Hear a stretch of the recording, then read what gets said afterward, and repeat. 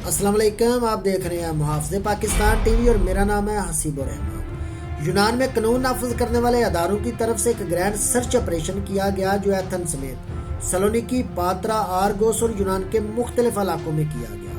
یونان میں قانون نافذ کرنے والے اداروں کی طرف سے یہ گرینڈ سرچ آپریشن ان افراد کے خلاف کیا گیا جو یونان میں انسانی سمگلنگ میں ملوث تھے یا کسی بھی کرمنل ایکٹیویٹی کا حصہ تھے۔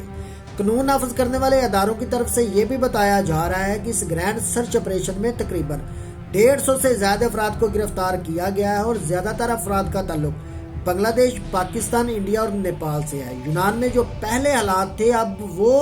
حالات نہیں رہے۔ یہ بات میں نہیں کہہ رہا بلکہ موجودہ حکومت یونان نے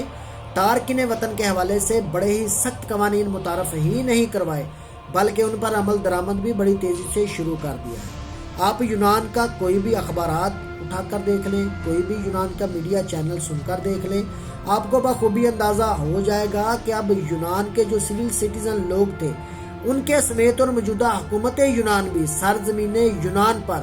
ایسے افراد کو کسی صورت بھی برداشت نہیں کریں گے جو کسی بھی کرمنل ایکٹیویٹی میں ملوث ہوگا، اور جو انسانی سمگلنگ میں ملوث لوگ تھے یعنی جن کو ہم سمپل الفاظ میں کہتے ہیں جو ایجنٹ لوگ تھے، ان کو بھی کسی صورت برداشت نہیں کیا جائے گا، کیونکہ موجودہ حکومت یونان نے ایجنٹ مافیا کے خلاف پہلے سے ہی کریک ڈاؤن کیا ہوا ہے یونان میں، لیکن اب یونان میں ایک بار پھر سے خطرے کی گھنٹی بجا دی ہے۔ باقی ہمارے وہ تمام لوگ جو ویڈیو کو دیکھ رہے ہیں ان سے یہی اپیل کرنا چاہتا ہوں کہ کم از کم اپنی عزت کا خیال کریں، اپنے والدین کی عزت کا خیال کریں اور اپنے وطن کی عزت کا خیال کریں۔